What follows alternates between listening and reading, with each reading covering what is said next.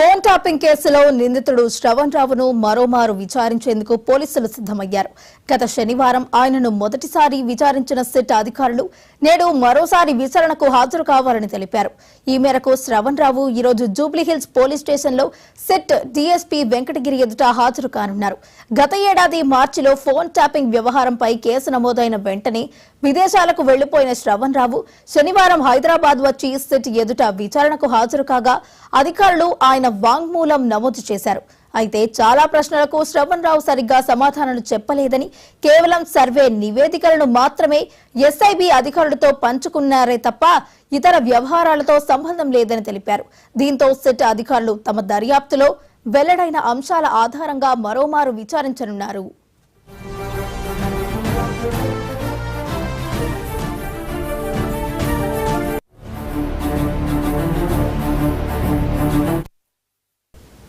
Phone tapping కేసులో నిందితుడు శ్రవణ్ రావును మరోమారు విచారించేందుకు పోలీసులు సిద్దమైనట్టు తెలుస్తోంది. ఇక ఇదే అంశానికి సంబంధించి మరింత సమాచారాన్ని మా ప్రతినిధి సుచిత అందిస్తారు. సుచిత, చెప్పండి.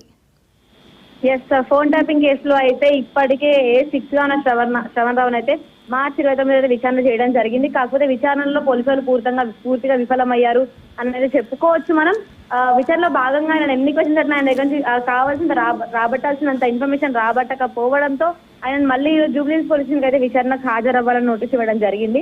అయితే ఈ కేసుకి సంబంధించి A1, A2, A3, A4, A5 అన్న భుజంగరావు, ప్రణీత్ రావు, ప్రభాకర్ రావు, రాధాకృష్ణ రావు, తిరుపతిరావు వీళ్ళందరినీ కూడా విచారణ చేసిన పోలీసులు శ్రవణ్ రావు ఆదేశాల మేరకే ఫోన్ ట్యాపింగ్ చేయడం జరిగింది అని అయితే చెప్పుకొచ్చారు. అయితే దీనికి సంబంధించి పూర్తి వివరాలు మనం తెలుసుకోవాలంటే తప్పకుండా ఈ రోజు అయితే శ్రవణ్ రావుని విచారణ జరిపితే అసలు ఫోన్ ట్యాపింగ్ కేసు అంటే ఎవరున్నారు, ఎవరు ఫోన్ ట్యాపింగ్ చేయించారు, ఆ ఎక్విప్మెంట్ విదేశాల నుంచి ఎవరు తెప్పించారు, దానికి అంత డబ్బు ఎవరు పే చేశారు, అసలు నాకు సంబంధించిన 2 కేంద్రాలు ఏవైతే ఏర్పాటు చేశారో అవి ఎక్కడ ఏర్పాటు చేశారు, ఎవరు చేయించారు, దీని వెనుక రాజకీయ కుట్ర ఏమైనా ఉందా అన్న కోణంలో అయితే పూర్తిగా శ్రవణ్ రావు ఈరోజు విచారణ చేయడం జరుగుతుంది. కాకపోతే మొన్న జరిగిన విచారణలో అయితే పూర్తిగా పోలీసులు అనేది కావాల్సినంత ఇన్ఫర్మేషన్ రాబట్టకపోవడంతో ఈరోజు అతన్ని మళ్ళీ ఇంకొకసారి అయితే విచారణకు హాజరవ్వాలని కోరారు. పోలీసులు నోటీసులు ఇచ్చి కోరారు.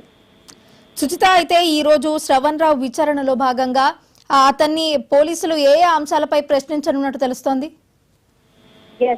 అయితే ఈ రోజు విచారణలో భాగంగా అసలు ఫోన్ ట్యాపింగ్ ఎవరు చేయించారు, దీని వెనుక రాజకీయ కుట్ర ఏమైనా ఉందా, మరియు అది కాకుండా వీళ్ళే చేయించారా లేకపోతే ఎవరైనా బడా నేతలు ఉన్నారా దాని వెనుక, లేకపోతే ఏవైతే 2 కేంద్రాలు ఏర్పాటు చేశారో ఆ 2 కేంద్రాలకు సంబంధించి కూడా అవి ఎక్కడున్నాయి, వాటికి సంబంధించిన పూర్తి విషయం. అది కాకుండా పెద్ద చాలా కాస్ట్లీ అంటే చాలా ఖరీదైన ఎక్విప్మెంట్ వేరే దేశాల నుంచి అయితే తెప్పించినట్టుగా మనకు తెలుస్తుంది.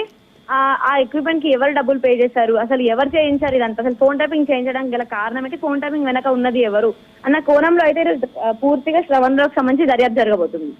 Right, thank you Suchitha.